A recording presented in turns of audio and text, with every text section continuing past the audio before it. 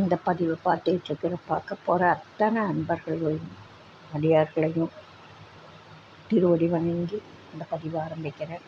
அன்பினை பெறுவாயாக, அதர்மங்கள் அனைத்தும் நீங்கி துன்பமும் தவிர்ந்து போகும், துயரமும் இங்கு உண்டோ சொல்வார்.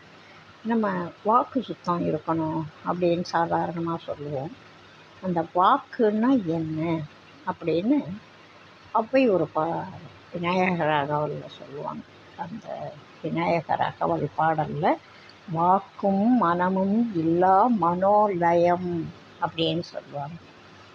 அவங்க வாக்குன்றதை எந்த பொருளில் பயன்படுத்துகிறாங்க? வாக்கு இல்லாத மனோலயம், ஒரு பின் பாயிண்டில் போய் ஒருமைப்படணும், இறைவனோட திருவடிகளில் நிற்கணும். அதுக்கு வாக்கு மனம் எதுவுமே வேலை செய்யக்கூடாது, அதுக்கு நீ தான் அருள் பண்ணணும்னு அந்த அகவலில் விநாயகர் பெருமான்கிட்ட கேட்குறாங்க. ரெட்டியப்பட்டி சாமிகள் சொல்கிறப்ப இந்த சக்கரம் வந்தது பொய்யா அப்படின்னு ஒரு பாடல் இருக்கும். அது மிகப்பெரிய பாடல். சதுர்வேதமும் நிலையாகவே தரையெங்கனும் உறுதிப்பட சாற்றுமறை நீதிகளும் பொய்யா.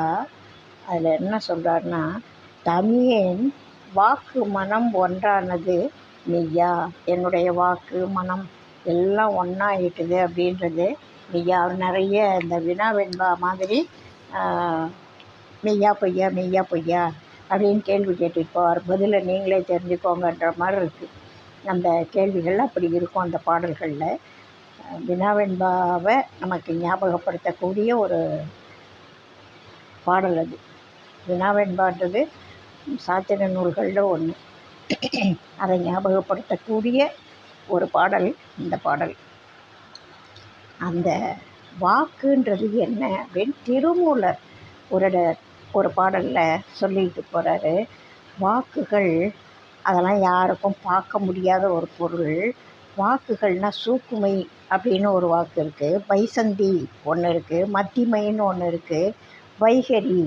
இந்த 4 வாயுக்களும் பிதற்றி பிதற்றி வாக்குகளும் பிதற்றி பிதற்றி ஓஞ்சி போச்சு அப்படின்னு சொல்கிறார்.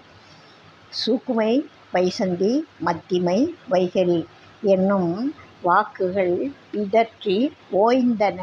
அதாவது ஞானியருக்கு அதெல்லாம் வேலை செய்யாது, ஓஞ்சி உட்காந்துடும் ஒரு இடமா. நமக்கெல்லாம் தான் அந்த எண்ணங்கள் உண்டாகக்கூடிய இடத்துலேருந்து அது வாக்காக இருக்குது. வெளியில் வரும்பொழுது தான் அது சொல்லாக மாறுது. வைகரி அப்படின்னா என்ன? வைகரி வாக்கு அப்படின்னா என்னென்னா, செவியினால் உணரக்கூடிய ஒரு ஓசை,